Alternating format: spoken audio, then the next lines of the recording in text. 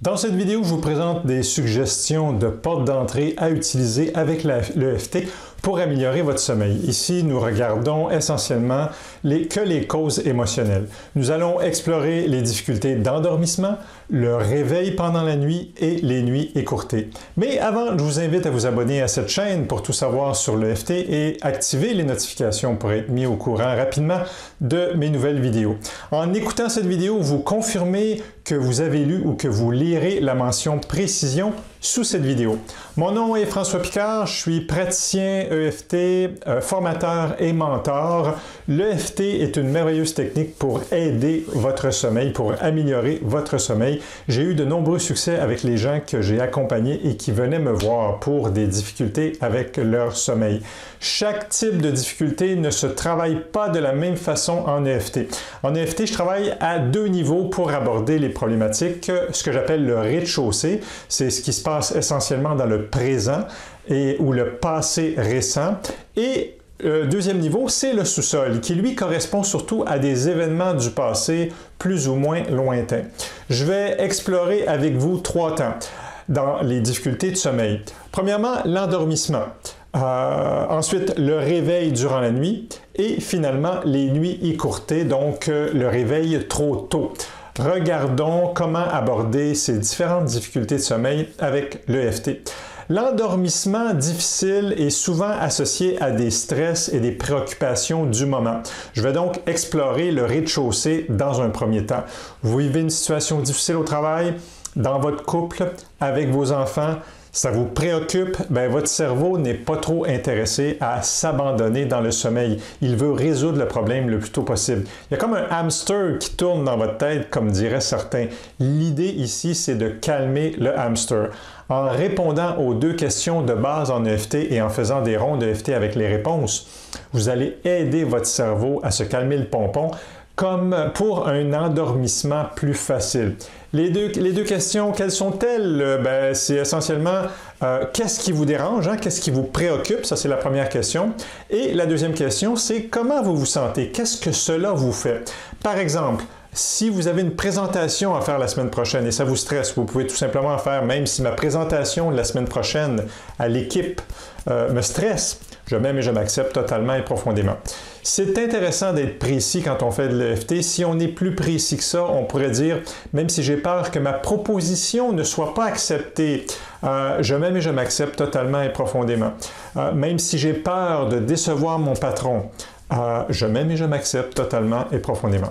En fait, vous vous connectez avec ce qui vous habite, avec vos préoccupations et vos stress du moment.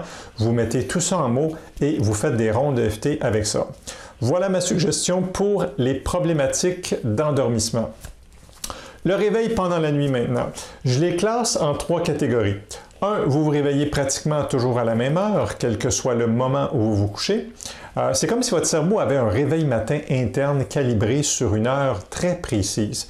La catégorie numéro 2, vous vous réveillez systématiquement, non pas à une heure précise, mais après un nombre d'heures précis de sommeil. Par exemple, quelle que soit l'heure du coucher, vous vous réveillez toujours 3 heures plus tard. Et finalement, troisième catégorie, vous vous réveillez systématiquement dans un intervalle de temps entre 1 heure et 3 heures du matin, par exemple. Eh bien, quelle que soit la catégorie, ma porte d'entrée ici est la même. Pour l'endormissement, je débute par le rez-de-chaussée. Pour le réveil durant la nuit, je vais directement au sous-sol et je cherche une racine.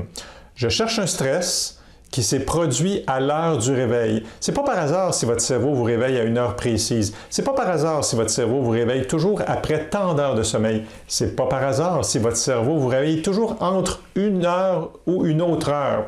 Si c'est par exemple 2 heures du matin, je cherche un stress qui s'est passé à 2 heures. Si c'est un réveil entre 1 heure et 3 heures, à ce moment-là, je vais chercher de multiples stress qui se seraient produits entre 1 heure et 3 heures du matin. Si c'est un réveil après seulement 3 heures de sommeil, là, je cherche un stress qui s'est produit la nuit après seulement 3 heures de sommeil. Il faut donc trouver ici un ou des événements précis du passé. Cet événement précis du passé a installé une étiquette danger dans votre cerveau. Donc, c'est un stress avec de la souffrance vécue dans l'impuissance. C'est les deux critères importants. Et là, ben, votre cerveau, c'est comme s'il était programmé pour vous réveiller à ce moment-là, parce que là, il y a quelque chose, il y a un danger à affronter. Donc, l'idée, c'est de trouver cet événement-là et de nettoyer cet événement-là ou plusieurs événements de la façon classique avec la technique du film ou la technique raconter l'histoire. Bon, c'est pas toujours évident, ça peut prendre parfois un pro qui s'y connaît dans la recherche de racines, mais c'est toujours possible à trouver parce que l'information est en vous. Vous l'avez, l'information. Il s'agit seulement d'y avoir accès. Pour des exemples, je vous suggère mes vidéos de cas dans la liste de lecture cas et témoignages. Naturellement, quand on se réveille durant la nuit, on peut, non pas, c'est pas le temps d'aller chercher dans le sous-sol d'où ça vient, là, ce réveil-là. On peut travailler au rez-de-chaussée et puis on peut, par exemple, travailler avec le point d'urgence. Moi, c'est ce que je fais quand je me réveille durant la nuit. Je reste couché sur le dos et je tapote le point clavicule, sous la clavicule, pendant 1, 2, 3, 4, 5 minutes et immanquablement, ça m'apaise. Parfois, je vais faire en même temps des respirations lentes, 5 minutes d'inspire, 5 minutes d'expire en même temps et le calme revient inévitablement. Finalement, troisième problématique de sommeil, les nuits trop courtes. Je me réveille, mais il me manque 1 heure, 2 heures ou même 3 heures de sommeil. Je me réveille trop tôt, en fait. Je vous invite ici à revenir au rez-de-chaussée, non pas pour regarder ce qui vous préoccupe, comme pour l'endormissement, mais pour regarder ce qui vous excite, ce qui vous allume, ce qui vous met dans des états « je veux en profiter ». C'est comme si votre cerveau avait hâte de débuter la journée pour tout faire ce qu'il y a à faire, pour profiter de la journée ou pour ne rien manquer. C'est comme si votre aiguille excitation était dans le rouge et le travail avec l'EFT, c'est de faire baisser l'excitation dans la zone verte. Même si j'ai hâte de faire mon ménage ou cette tâche précise, je m'aime et je m'accepte totalement et profondément. Même si j'ai peur de manquer de temps pour tout faire ce que j'ai à faire, je m'aime et je m'accepte totalement et profondément. C'est le genre de cible EFT que vous pouvez utiliser, dis-je, ici.